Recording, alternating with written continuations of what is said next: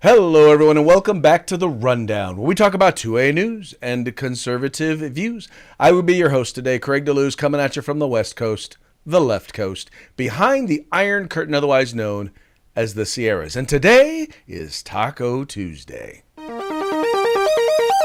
It's raining tacos from out of the sky. Tacos, no need to ask why. Just open your mouth and close your eyes. It's raining tacos. It's raining tacos out in the street. Tacos, all you can eat. Lettuce and shells, cheese and meat. It's raining tacos. Yum, yum, yum, yum, yummity yum. It's like a treat. Taco Tuesday, the day where we celebrate good food, good American food. And that's right, I've claimed the taco as an American food because, well, it's one of those things that comes from other countries. Because as most things in the United States of America have come from someplace else, excuse me, and here we have made it better. Tacos are one of them. In any case, we love celebrating that. I mean, that's our version of multiculturalism that we celebrate here at the Rundown. Not some of the stuff that you guys see in the DEI arena. No, we mostly focus on food and drink and stuff like that there. Anyway, having a good time here. It is a fine Tuesday, as well, goes with the term Taco Tuesday. We will be enjoying, I believe, steak tacos today. At least that's what I'm hoping. Anyway, we're looking forward to some steak tacos today. And then, as we reported yesterday, Mike is not going to be with us all week. He is doing some stuff with the Civil Air Patrol, so he's doing his community service duty. So it's just going to be us today. So if you're watching us live, 3 p.m. Pacific, 6 p.m. Eastern, you guys there in the Central and Mountain Times, you guys get in where you fit in.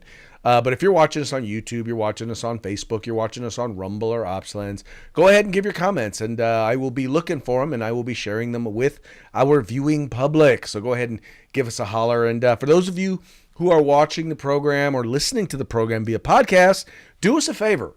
Like, share, subscribe. Like, share, subscribe. We need you to let folks know about the Rundown. This is the place we're talking about news from a common day, everyday person's perspective. We happen to be 2A advocates, first and foremost, but we also happen to be staunch conservatives. But we're also everyday folk. We enjoy a little drink. We enjoy some good food. We enjoy good conversations and sometimes off-color jokes.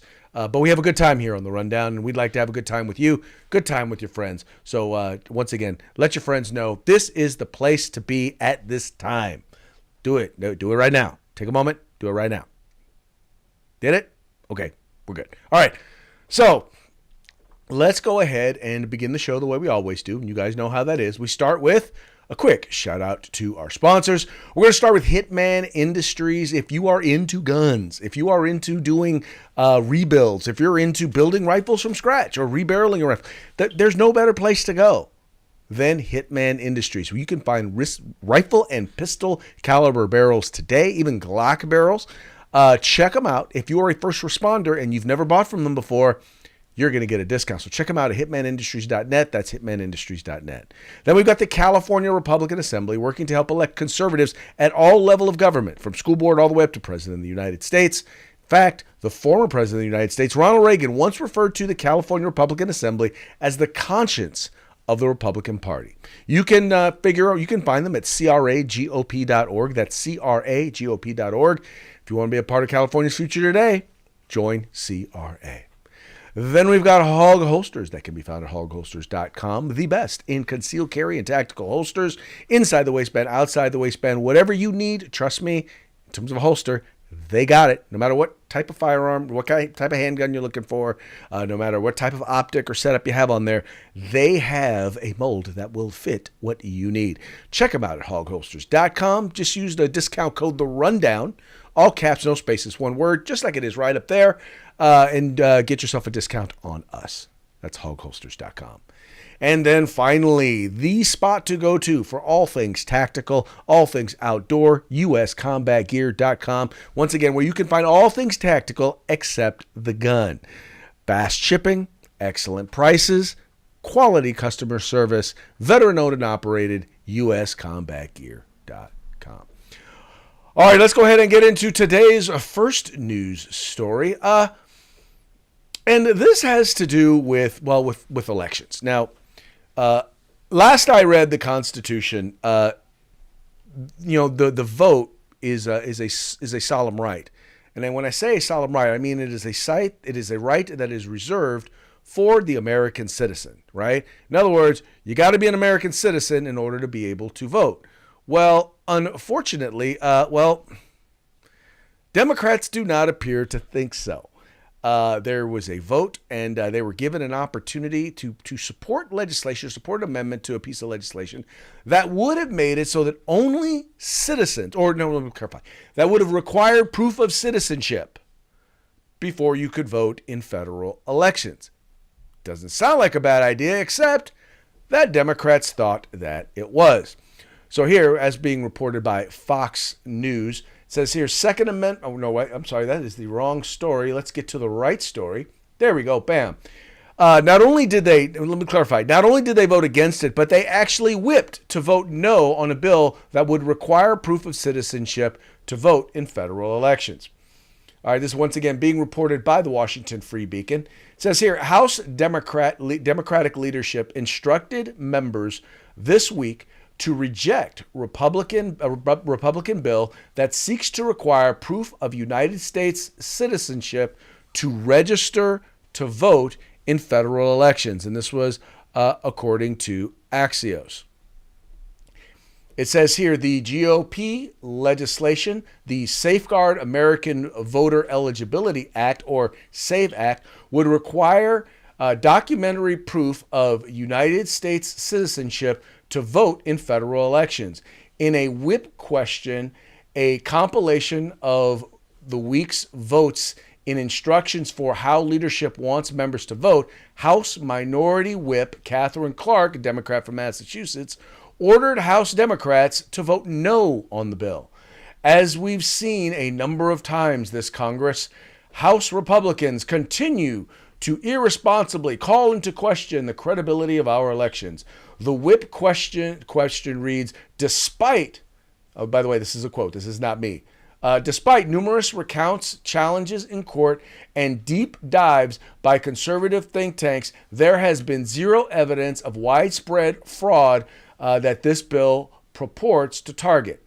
House Speaker Mike Johnson, Republican from Louisiana, however, released a 22-page memo in support of the bill, which points to evidence that illegal immigrants have registered to vote in numerous states, including Massachusetts, Ohio, Virginia, Arizona, and California. And by the way, I can attest to the fact that they have registered to vote in the state of California. In fact, there was a big issue because tens of thousands, when I say tens of thousands, I mean these are ones that they know of, but tens of thousands of non-citizens. I'm not even going to say illegal immigrants, non-citizens. And if you're not a citizen, you're not supposed to be eligible to vote.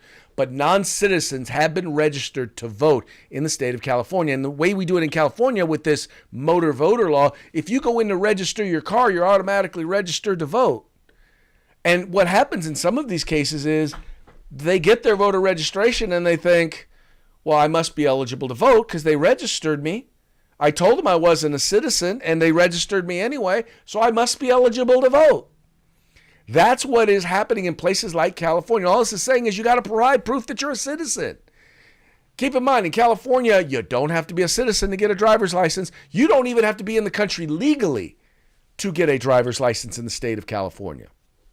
So naturally, why would that not open the door? And I'm not even going to call it voter fraud. I'm just going to say that people with good intentions who thought that they were eligible because their government gave them the ability to vote, they registered them when they shouldn't have registered them. They sent them ballots when they shouldn't have sent them ballots. And they figured, well, if they registered me to vote and they sent me a ballot, I must be eligible to vote. That's happening by tens of thousands that we know of in the state of California. Now, I want you to consider this. In states like, some of these states that where they literally were won where elections were won and lost by tens of thousands of votes. Don't you think that something like this would make a difference? Of course it would. See, what kills me about this is this is the sort of law that the majority of Republicans support, majority of black folks support, majority of Latinos support, even the majority, I can't say a majority, a significant, if not a majority of Democrats, a significant percentage of Democrats even support the idea of saying, hey, you know what? We should probably make sure that people are who they are when they say they vote, and that they're, by the way, eligible to vote. I don't see what is wrong with this. I don't get what is wrong with this, except these seem to be folks who don't care about election integrity. They want to say, no matter what, the election was all good. Even though they went in 2020, and let's just be real, they changed a bunch of the rules at the last minute. Midstream, they changed the rules on what was a good vote and what wasn't a good vote. It's already been ruled by multiple courts that there were decisions that were made about ballots in the 2020 election that shouldn't have been made, and that while the election results are what they are, they should not have been certified. Pennsylvania is a great example of that. So we know that that's already happened. And all we're saying is, all right, look, we did these things because of the pandemic in 2020. Let's shore up some of those things. And when states attempted to shore up some of those things, put some of those things in writing in such a way so that they could be monitored and they provide free and fair elections, and free, fair, and safe elections, right? Protected elections, right? Then they were called racist. And just so you know, and one other thing I want to make sure to point out, every time someone starts talking to you about the Voting Rights Act and start declaring that they're trying to subvert the right to vote, understand that the parts of the Voting Rights Act that is being challenged, it's not the parts that allow people the right to vote.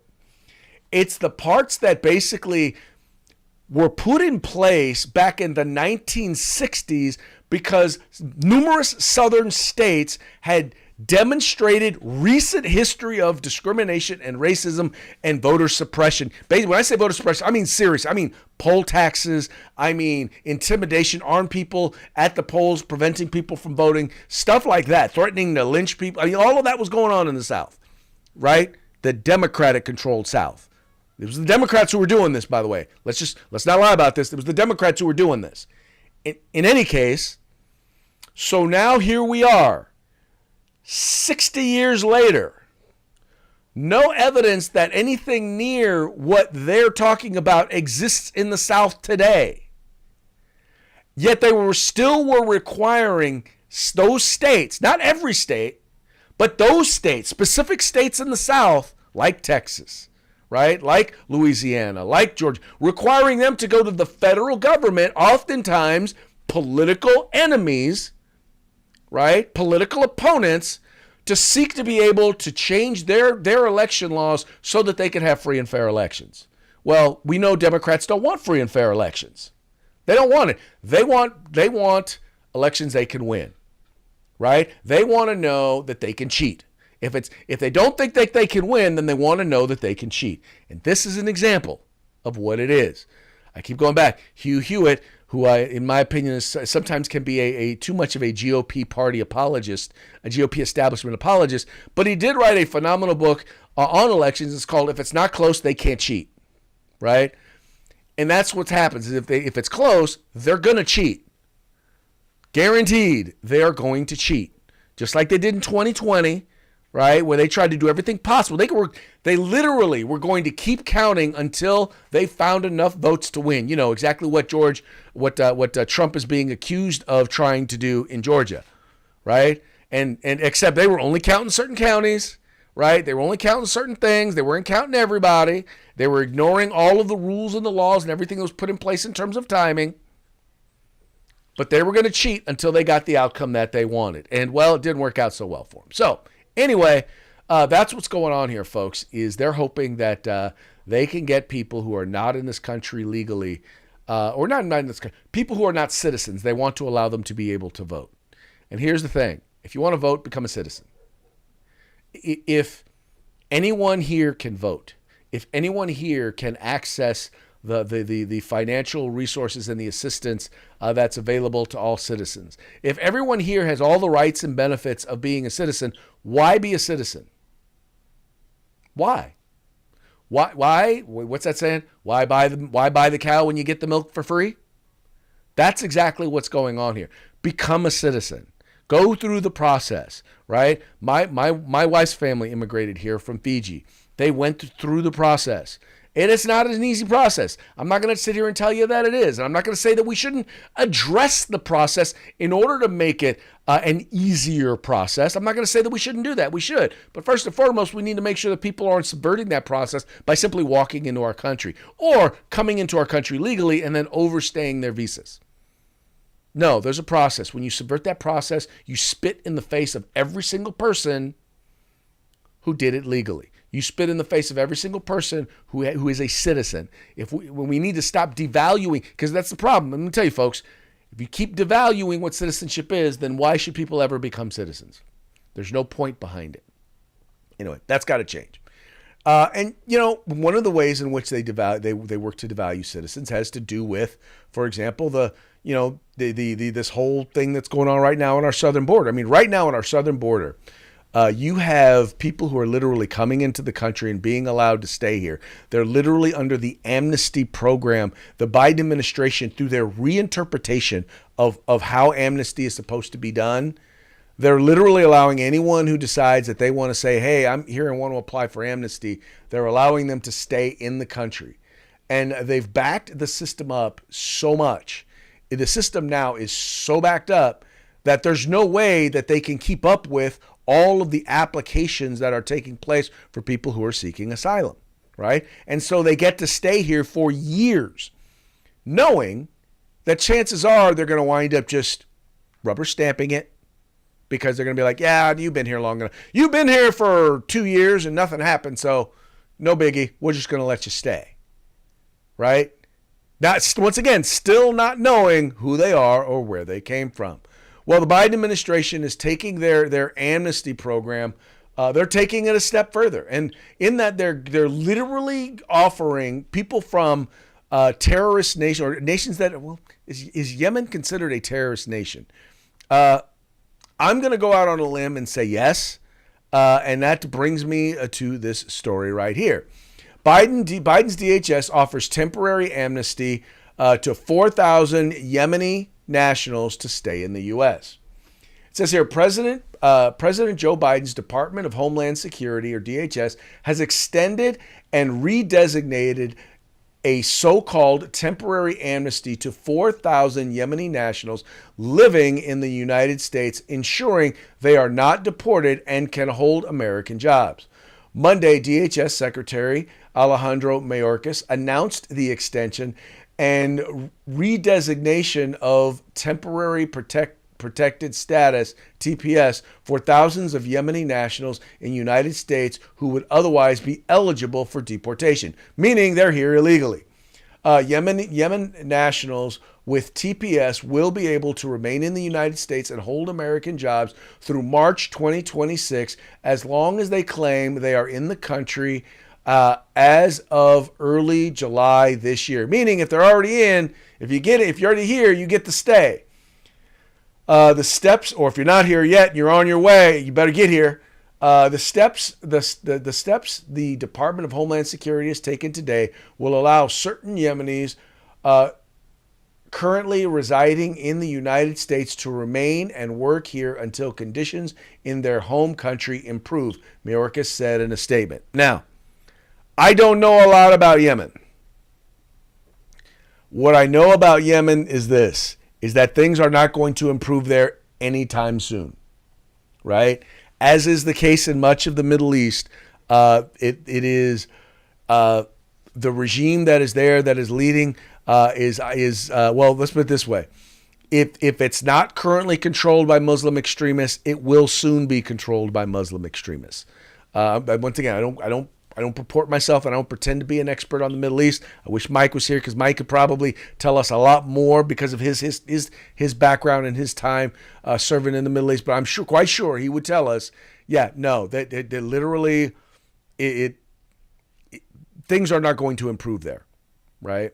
And people who have come into this country illegally, and mind you, many of the people who've come to this country from Yemen have either flown here and are here illegally, have either flown here and overstayed their visas, meaning they lied about how long they were going to be here, or they basically just decided to ignore the law and stay, or they came in through our southern border. And I will tell you right now, there are tons of people who have come in over the last few years during the Biden administration, tons of people from Yemen who have come across our southern border and are here now in the country illegally. And once again, this amnesty thing is supposed to be about, okay, you are an enemy of the government where you came from. If you are to return, then you or your family, you would be in danger, right? You are a political enemy of your state. Not, well, you know what? There's more jobs here, so I want amnesty to live in the United States, right? That's not what amnesty is supposed. There's a program for that, but it ain't amnesty, right? It's not our amnesty program, but he has decided to ignore the rule of law. He's decided to ignore our current immigration program. He's decided that he's going to do what he's going to do. And that's what Joe Biden has decided he's going to do. For people who continually want to refer to Donald Trump as a dictator, I'm like, what do you call the guy who, when the Supreme Court tells him you don't have the authority to unilaterally just forgive student loan debt, and then he turns around and he just does it, right? Isn't that guy trying to be a dictator? When he says that when the Supreme Court says, has to step up and say, you don't get to abuse the administrative law process, the process by which you determine how you're going to interpret laws. You don't get to abuse it by redefining stuff that's written in statute just because you want to ban guns or just because you want to ban gas-powered lawnmowers or vehicles, right? You don't get to reinterpret things like that. You don't get to ignore the separation of powers. And yet he does it anyway, right? The guy who basically had nurses fired, had policemen fired, had members of the military fired because they wouldn't take an unproven vaccine that we now know, for young people at least, is at a minimum as dangerous as the thing that it was supposed to be protecting them from, let me clarify. But that guy's not a dictator, right? The guy who shut down businesses, shut down school. Anyway, that's what it really comes down to here is this guy is a dictator. And he is going to, in order to implement what he wants. Well, let me clarify. I want to say that he's a dictator, but the reality is he ain't running crap. He's not. It's Jill Biden. It's the Gen Zers, the millennials that are around him. The left-wing, progressive, neo-Marxist left that is running his administration, that are running it as a dictatorship. And he is the puppet face. He is Bernie at Bernie's. And he is the one that is being controlled, and they are the puppet masters, and they're going to do as much as they can to get as much as they can of their agenda done. Because I think in part they know there's no way this dude's going to last. They know there's no way he's going to wind up getting reelected. And you know what? That's just the way it is. Anyway, be wary of that. Just keep an eye. Every time you see these little reports about people getting some sort of amnesty or something like that, they're getting this because the president is basically refusing to enforce the law. If there is anything that he is doing that is impeachable, it is the fact that the law says you shall deport, right? If someone enters our country illegally, they shall be deported. If someone is in our country illegally, they shall be removed. But he's not doing that. He's refusing to do his job. He's refusing to enforce the law as the chief law enforcement officer of the country. Like I said, if there is an impeachable offense out there, trust me, he's committing it right now. All right, that now takes us to, speaking of the law, FPC sues New York State regarding their ban on body armor. is supposed to be over their ban on body armor. But anyway, I digress. You know that New York State, right after the Bruin, they passed a bunch of laws aimed at going after concealed carry holders or people who advocate for the Second Amendment. And one of the things that people who generally tend to be advocates for the Second Amendment believe in is they believe that it comes from a fundamental right to self-defense. Now, body armor, and we're really talking about, soft armor that helps protect individuals from handgun rounds, is something that is, once again, completely defensive, right? This isn't even something that is attacking. This is not something that does harm to anybody else. But yet the state of New York, because they don't like the look of it, because it's scary, the idea behind it, they have decided that they're going to ban individuals from being able to have, possess, trade, sell, or give even soft body armor or soft bulletproof materials to individuals in the state of New York. This being reported by Fox News, a gun rights group suing the state of New York in order to block enforcement of its body armor ban. It says the Firearms Policy Coalition, or FPC. It says California-based. It's now Nevada-based, but it did originate in California. Anyway, a California-based nonprofit organization filed its Second Amendment lawsuit in the Western District of New York on Monday, arguing the ban is unconstitutional and seeks a declaratory judgment that New Yorkers have a fundamental right to keep and bear arms, including body armor. The group also is seeking a permanent injunction to halt the enforcement of the ban. It says here also, the law which restricts the sales of vests defined as, quote, bullet-resistant soft body armor. So we're not talking about even the plates. We're talking about, soft body armor. Anyway, was hastily passed by state lawmakers following the Buffalo supermarket shooting in May of 2022, which left 10 people dead.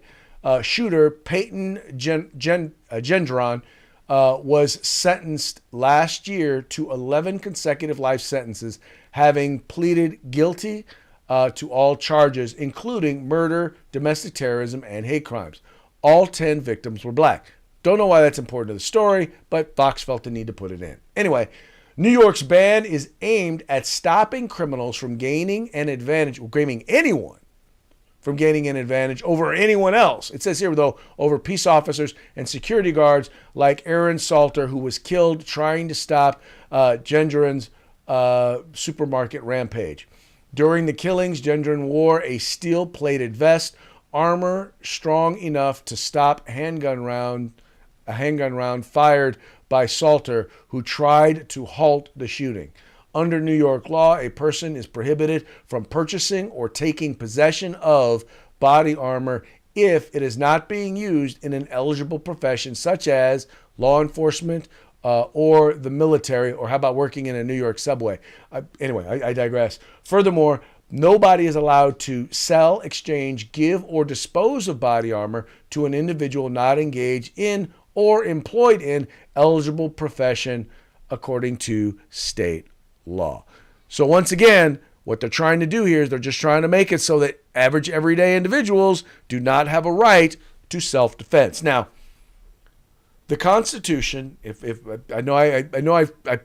I'm repeating myself, and I've said this before, and I know I am repeating myself, but not everybody listens to every show, so I'll say it again.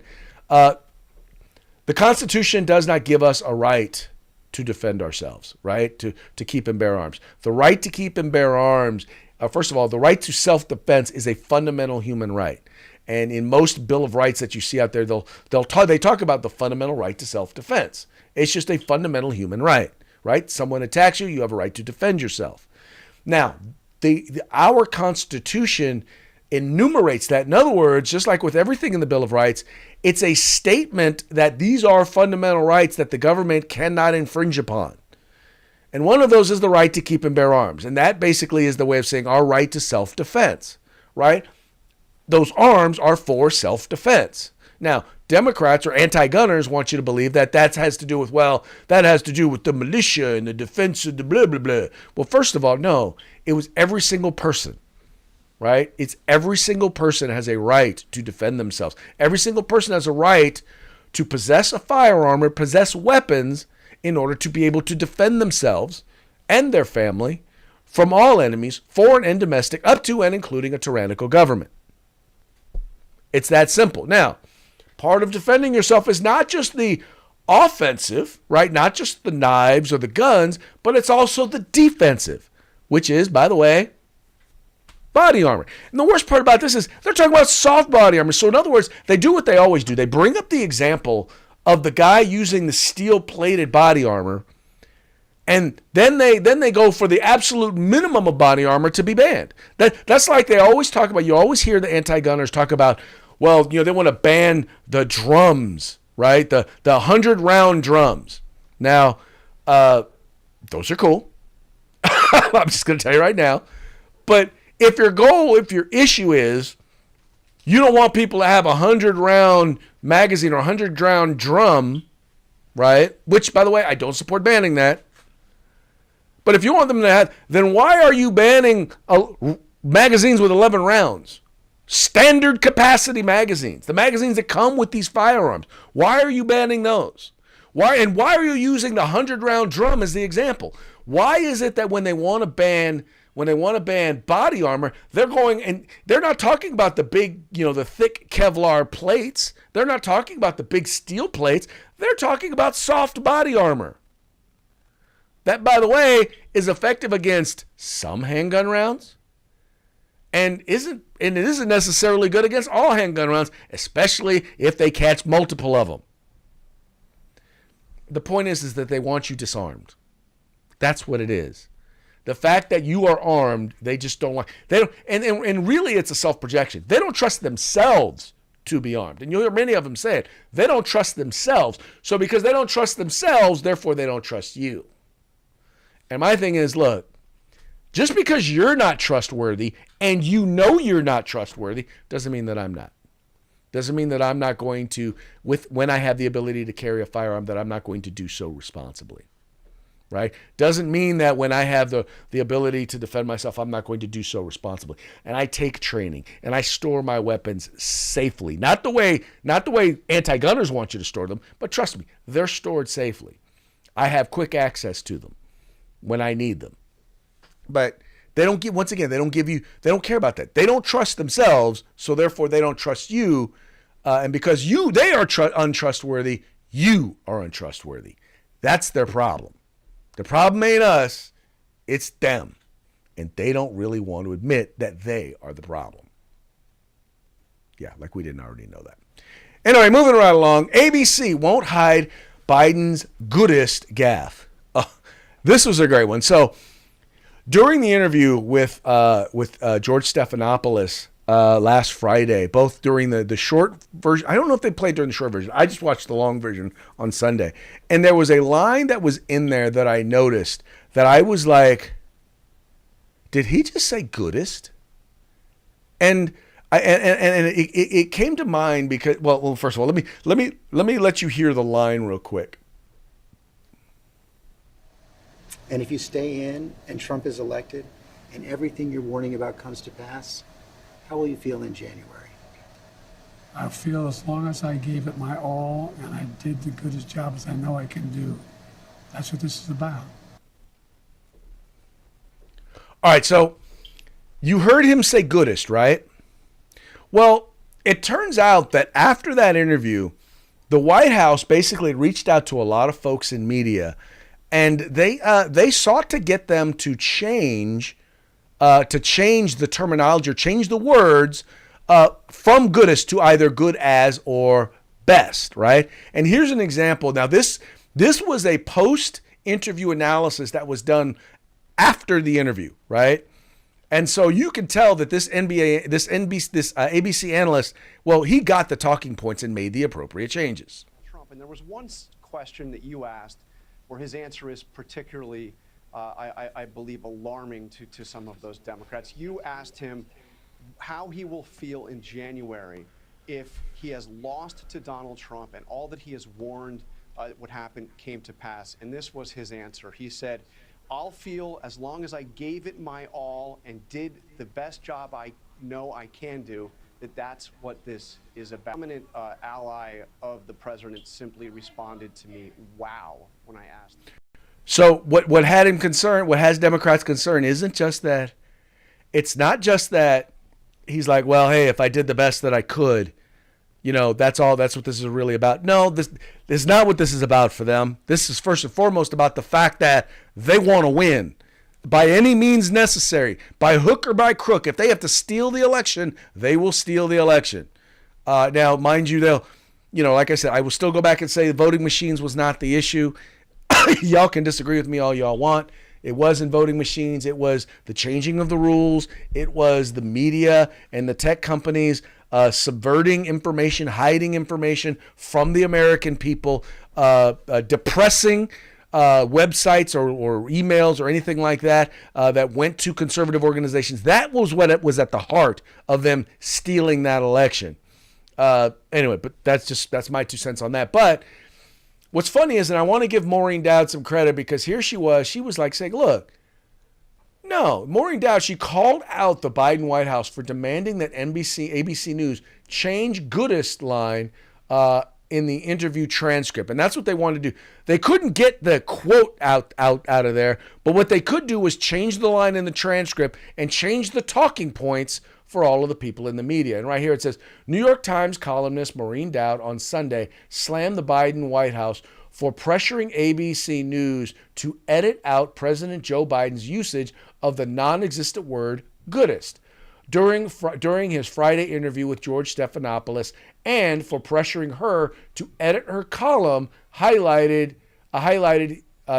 his usage of the word. Dowd wrote on Sunday that in her Saturday column she had quoted Biden saying to Stephanopoulos, "I feel as long as I gave it my all and I did the goodest job as I know I can do, that's what it's about." Dowd said she had done so after she and her researcher listened to the video 10 times and checked the ABC News transcript and showed that he said "goodest." So now, mind you, she checked the transcript, and it was very clear he said "goodest," right? That he said what he said.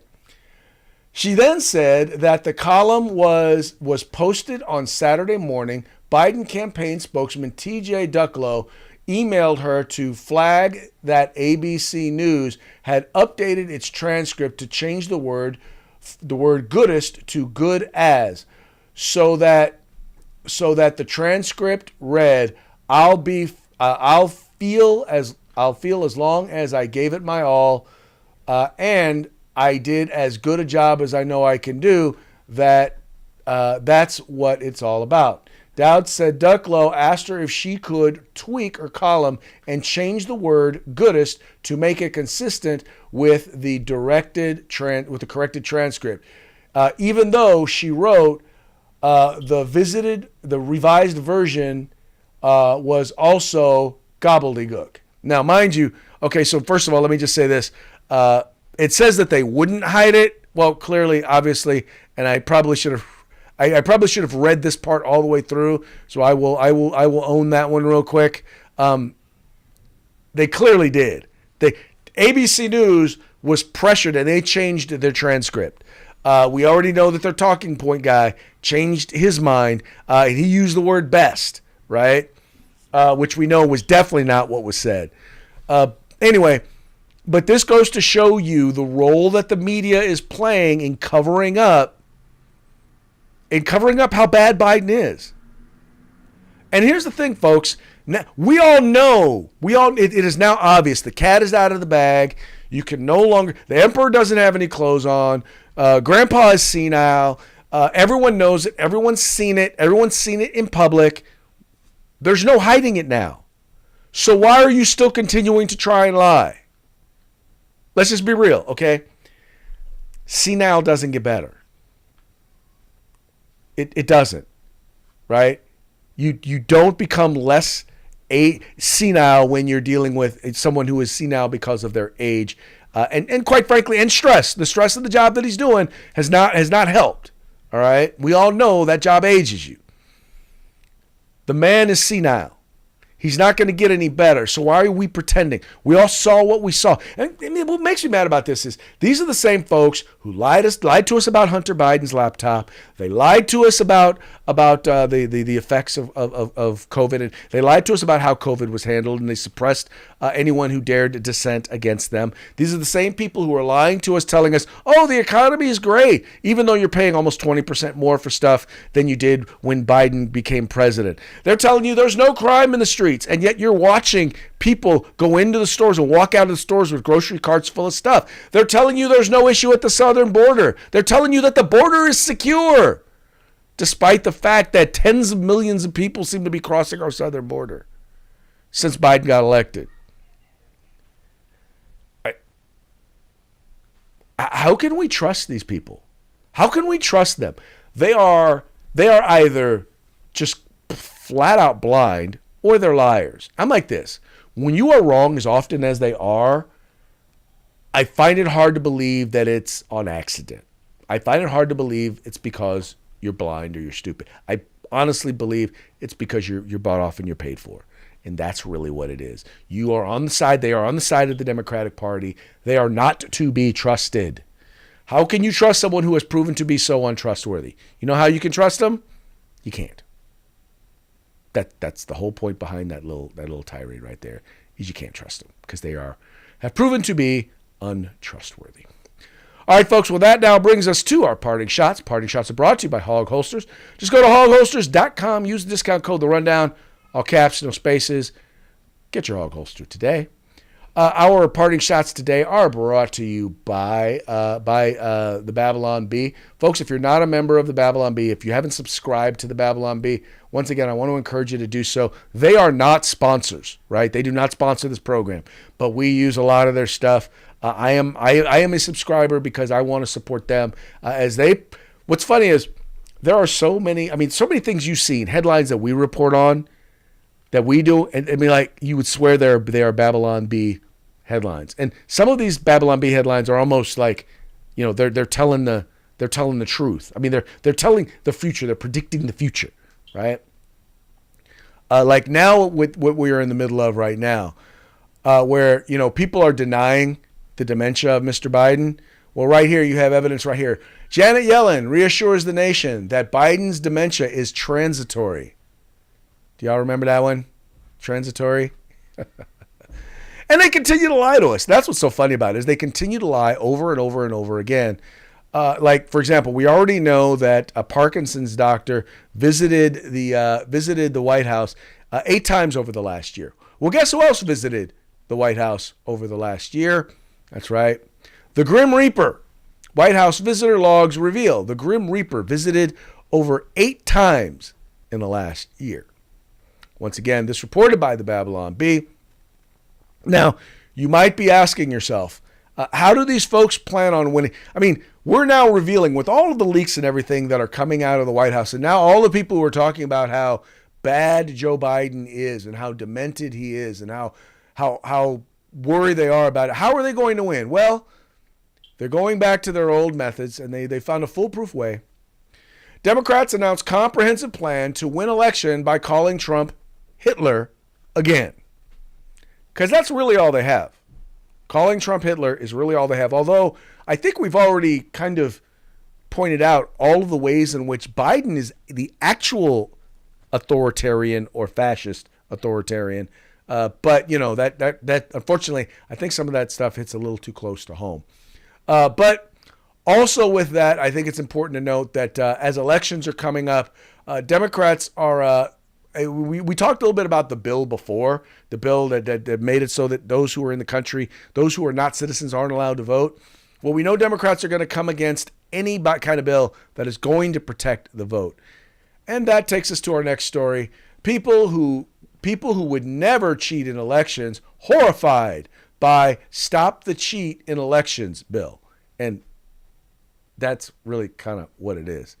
It's like they know they would never cheat. They're saying there's no people who are illegally voting, people who are not citizens voting in elections.